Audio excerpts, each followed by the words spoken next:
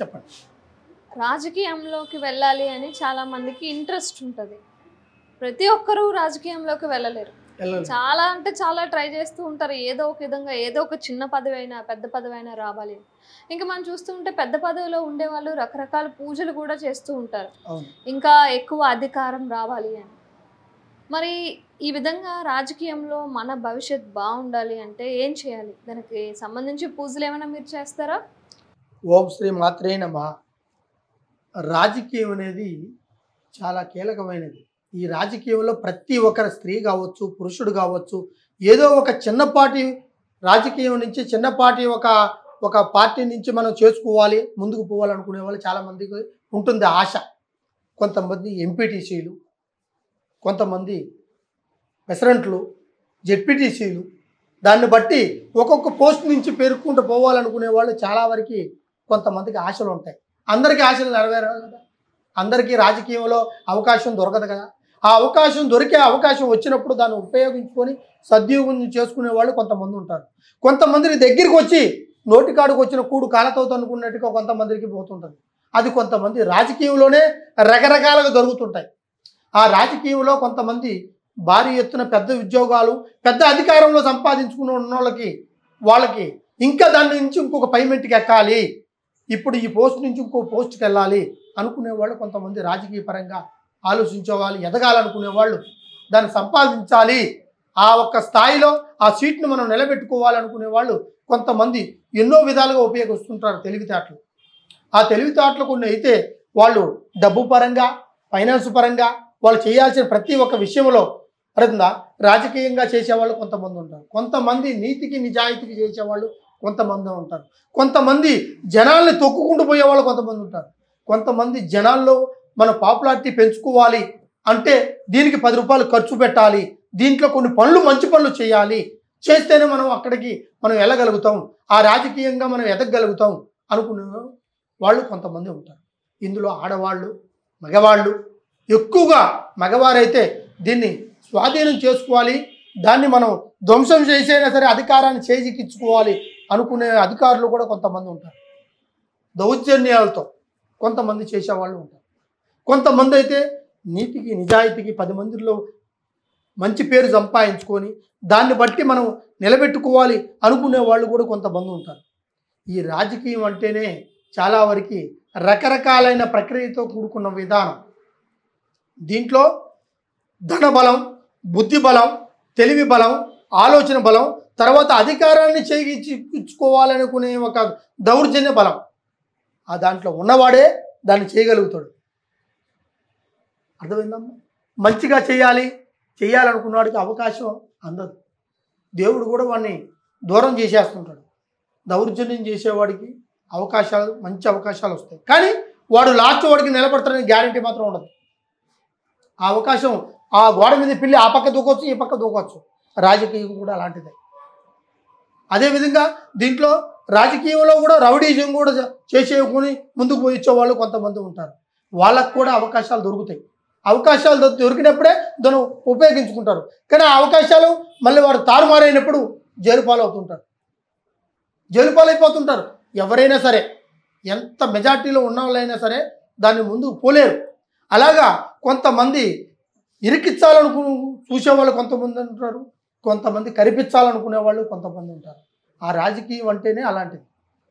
దాంట్లో ఒక జెడ్పీటీసీ నుంచి, ఎంపీటీసీ నుంచి, ప్రెసిడెంట్ కాడ నుంచి ఒక అధికారం సాధించుకొని ఒక ఏరియా నెంబర్ కౌన్సిలర్ నుంచి, ఒక ఏరియా నుంచి ఒక మంత్రి, ఆ మంత్రి పదవిని స్వాధీనం చేసుకోవాలి. మంత్రి పదవులు అంటే చాలా ఉంటాయి. దాంట్లో ఆ పదవులను కూడా స్వాధీనం చేసుకోవాలి, దాన్ని మనం నిలబెట్టుకోవాలి, అది మనకే దక్కాలనుకోవాలి, మనమే గెలవాలనుకునే వాళ్ళు కొంతమంది ఉంటారు. కొంతమంది అయితే భగవంతుడు ఇస్తే, మన అవకాశం ఇస్తే దాన్ని మనం నెరవేర్చుకోవాలనుకుని ఆ రాజకీయ ప్రకంగా అది సానుభూతిగా పోయేవాళ్ళు కొంతమంది ఉంటారు. అయితే ధనం జగత్మూలం. ఈ ధనం జగత్మూలం అంటే ఎక్కువగా 10 రూపాయలు పెట్టుబడి పెడితే, 10 రూపాయలు ఆశిస్తే మనం వ్యాపారం ఎలా చేసుకుంటామో అదేవిధంగా రాజకీయం కూడా 10 రూపాయలు మనం పంచితేనే కానీ జనాలుగా పంచితేనే ఆ రాజకీయంలో రాగలుగుతాం అనుకునే వాళ్ళు కొంతమంది ఉంటారు. కొంతమంది జనాల్ని తొక్కుకుంటూ పోవాలి అంటే వాళ్ళ దౌర్జన్యాల్ని మనం ఆలోచించి వాళ్ళ మాటల్ని విని చేసుకుంటూ పోవాలనుకునే వాళ్ళు కొంతమంది ఉంటారు. ఇట్లా ఈ రాజకీయ పరంగా చూసుకుంటే మానసికంగా చాలామంది నలిగిపోతుంటారు. చాలామంది రాజకీయ పరంగా కొంతమంది ఎమ్మెల్యేలు, ఎంపీలు, మంత్రులు, అదేవిధంగా ముఖ్యమంత్రి వరకు రావాలి అనుకునే వాళ్ళు చాలా వరకు ఈ మధ్యలో చాలా వరకు బాధపడ్డ వాళ్ళు కూడా కొంతమంది ఉన్నారు. మరి వాళ్ళకి పరిష్కారం ఏంటి? వాళ్ళకి భగవంతుడు ఇచ్చిన సంకల్పం ఏంద్రా అంటే వాళ్ళకి తెలివితేటలో ముఖ్యంగా పరిష్కారం, రెండోది అదృష్ట బలం పరిష్కారం, మూడోది ధనబలం పరిష్కారం. వీటన్నిటికి జరగాలంటే దైవ సంకల్పం కావాలి. మీరు అనుకున్నంత మాత్రాన కాదు. మీరు అనుకున్నంత మాత్రాన ఎమ్మెల్యే అయిపోవాలి, మంత్రి అయిపోవాలి, ముఖ్యమంత్రి అయిపోవాలి, తర్వాత మనం రకరకాలుగా ఈ వార్డు కౌన్సిలర్ కావాలి, ఈ వార్డు జడ్పీటీసీ కావాలి, ఈ వార్డుకి మనం ఎంపీటీసీ కావాలి అనుకునే వాళ్ళకి రకరకాల ఆలోచనలు కలుగుతుంటాయి. ఒక్క మెట్టు నుంచి ఒక మెట్టు ఎక్కాలి, కానీ ఒకేసారి మెట్టు ఎక్కడానికి అవకాశం దొరకదు. అది ఎలా దొరకదు అంటే ఒక ఎమ్మెల్యే, ఆ ఎమ్మెల్యేని చిన్న చిన్న పదవులు ఉంటాయి, ఆ పదవులను అందజేయడానికి ఎమ్మెల్యే ప్రయత్నిస్తాడు. అదేవిధంగా మంత్రి, ఆ మంత్రిలో కొన్ని పదవులు ఉంటాయి, ఆ పదవులను అందజేయటం కోసం ఒక్కొక్క కిరణం నుంచి పదవులు ఉంటాయి. క్రీడాకార పదవులు ఉంటాయి, మంత్రి పదవులు, తర్వాత మనము బలాదారు ఉంటాయి, కొంతమంది అధికారాన్ని సంపాదించి ఉంటాయి, జలానికి సంబంధించేది ఉంటాయి, రోడ్డుకు సంబంధించేవి ఉంటాయి. ఇట్లా కొన్ని ప్రక్రియలు ఉంటాయి. దీన్ని మించే చేసుకుంటూ పోయేదే ఈ యొక్క రాజకీయం. ఈ రాజకీయంలో ప్రతి ఒక్కరికి అదృష్ట బలం ఉంటేనే చేయగలుగుతాడు. అదృష్టం లేకపోతే మాత్రానికి కొన్ని లక్షల కోట్లు ఖర్చు పెట్టినా వాడు సీఎం కాలేడు, తర్వాత మంత్రి కాలేడు, తర్వాత రాజకీయ పరంగా నిలబడి సాధించాలనుకున్న ధైర్యం సరిపోదు. ఈ ధైర్యంతో అదృష్టం కూడా కూడుకోవాలంటే వాళ్ళు చేయాల్సిన ప్రతి ఒక్కటి ఏంటంటే దైవ సంకల్పాన్ని ముఖ్యంగా పూజిస్తుంటారు.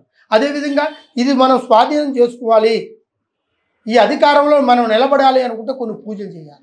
ఆ అదృష్టము ఆ డబ్బులు ఉంటే వాళ్ళే చేసుకుంటారు కదా, మీ దగ్గరికి రావాల్సిన అవసరం ఏముంది? ఆ డబ్బు ఒకటి కాదు, దానికి డబ్బు సమకూర్చుకున్నా కూడా ఆ ఒక్క సంకల్పాన్ని మనం ఆకట్టుకోవాలి. అప్పుడే ఒక మనిషి నుంచి ఒక మనిషిని స్వాధీనం చేసుకోవాలి. ఒక మనిషి నుంచి ఒక మనిషికి మనం చెయ్యి అందజేస్తాం. ఆ చెయ్యిని అందజేస్తేనే 10 రూపాయలు ముడితేనే వాడు అక్కడ ఆ పని మనం చేయగలుగుతాడు. ఒక గవర్నమెంట్ ఆఫీస్ కాడికి పోయి ఒక ఆఫీస్లో మన పని జరగాలి, ఒక మున్సిపాలిటీలో మన చిన్న పనులు కావాలి అంటే కొంతమంది అభిమానంతో చేసేవాళ్ళు కొంతమంది ఉంటారు, కొంతమంది అధికారంతో చేసేవాళ్ళు కొంతమంది ధనాన్ని బట్టి చేసేవాళ్ళు ఉంటారు. అవును, అవన్నీ బయట జరిగేవి, దానికి మీ దగ్గరికి రావాల్సిన అవసరం లేదు కదా. అది వాడు అధికారం చేయాలి అంటే, ఆ అధికారం నిలబడాలి అంటే, ఆ సీటు వాడికి నిలబడాలి అంటే దైవ సంకల్పాన్ని బట్టి మనకి జాతక బలం ఎలా ఉంటుంది, దాన్ని మనం చేయగలుగుతామా చేయలేమా అనుకొని డబ్బు సంపాదించినంత మాత్రాన్ని పెట్టుబడి పెట్టుకుంటే పోయేది కాదు, దొరికేది కాదు. దీన్ని కొన్ని పూజలు కూడా ఉంటాయి, అవి అధికారంలో లాస్ట్ వరకు నిలబడాలి, మధ్యలోనే తెగ్గొట్టుకొని పోయేది కాదు.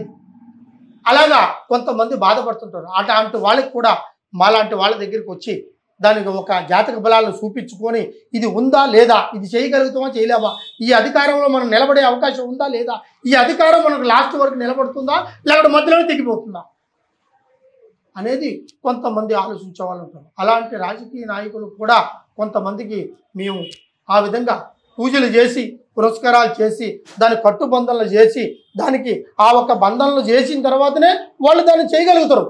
లేకుంటే మాత్రానికి ధనవనంతో మాత్రాన ఒకటే అయిపోతా. ధనం జగత్మూలం, అది ఏదైనా సరే ఏ పక్క అయినా సరే కనిపిస్తుంది, విడిపిస్తుంది, కల్పిస్తుంది, దూరం చేస్తుంది, మనశ్శాంతి లేకుండా చేస్తుంది. తర్వాత దగ్గరికి వచ్చి భవిష్యత్తులో మంచిగా భవిష్యత్తు వచ్చిన తర్వాత మధ్యలో దెబ్బ కొట్టేస్తుంది. అటువంటి వాళ్ళకు కూడా మంచి అవకాశం మేము అందిస్తుంటాం. వాళ్ళ ప్రయత్నాలను బట్టి పూజలు, కొన్ని ధన సంకల్పమైన పూజలు, కొన్ని అధికార సంకల్పమైన పూజలు ఉంటాయి. కొన్ని అధికారం నుంచి మంత్రి, ఎమ్మెల్యే అట్లా పైన పెదుక్కుంటూ పోవాలనుకునే వాళ్ళకు కూడా కొన్ని పూజలు ఉంటాయి. అలా చేస్తుంటేనే కొంతమందికి ఈ అదృష్టం బలం ఉంటుంది. డబ్బు ఎంత పెట్టినా కూడా దైవ పూజ లేనిది మాత్రం, దైవ ప్రయత్నం లేనిది మాత్రానికి ఏది జరగదు. అది ప్రతి ఒక్క రాజకీయ నాయకుడు తెలుసుకోవాల్సిన విషయం. ఎందుకంటే ఇంట్లో చిన్న పూజ అయినా చేయగలుగుతాడు. ఎందుకంటే ఆయనకి ఆ గుడికాడికి పోయటమో లేకపోతే ఇటువంటి సమస్యలు మనం పరిష్కారం చేయటమో చేసే అవకాశాలకి కంపల్సరిగా ఉంటాయి. మీకు ఎటువంటి సమస్య ఉన్నా కూడా కంపల్సరిగా ఈ గురువు గారిని సంప్రదిస్తే మీకు కంపల్సరిగా ఆ ఒక దైవ బలం నుంచి మీకు అందజేస్తాము. సర్వే జన సుఖనో భవంతు. అష్టైశ్వర మనోసిద్ధి ప్రాప్తిరస్తు.